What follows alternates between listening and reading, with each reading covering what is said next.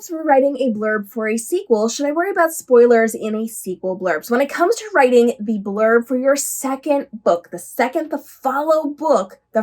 follow-up book in your series, do you need to be worried about spoilers? Yes, you do. Yes. You should be able to tell me what this book is about without wrecking the first book for the most part. Now, I understand when we write series, we write with cliffhangers, and cliffhangers usually lead into the second novel.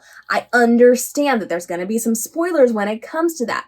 However, every single book that you write should be able to stand alone as its own entity. Yes, it has things coming in from that first book. Yes, there are elements that are coming in. Yes, there are storylines that are being continued. Yes, there is background information that you are going to need to know.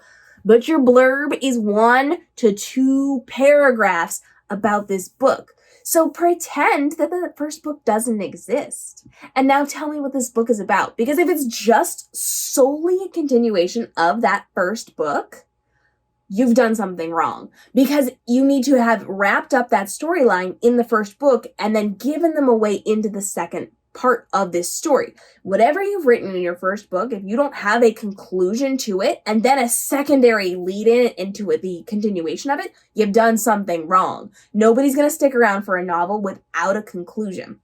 So that first book, you've written your story, you've concluded it, but you've given it a space to now continue forward.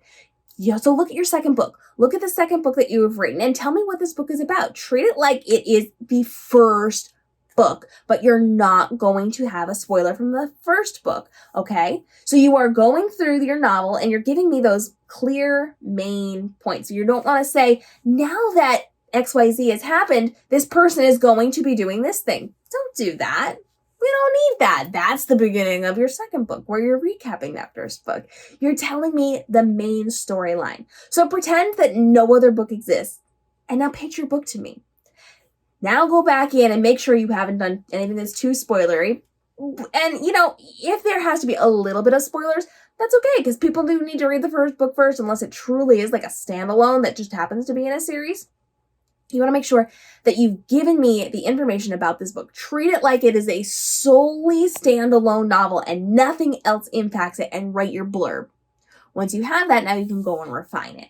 And you're not going to need all that background information. Remember, when you're writing your second book, you do not need to be relying on that first book. It's the same thing as having a prologue in your novel. We tell people not to do that in almost every case because nobody needs that background information. You will find that out in the context of the story as it unfolds. So with your blurb, you're not leaning on the first book. Don't do it. Treat it like it's its own entity. When you treat it like it's its own entity, you're able to write that blurb, and then you can go back and fix things, tweak things, whatever, but that gives you that good, strong foundation if you're just solely looking at that book as its own entity and not part of something else that you've already created.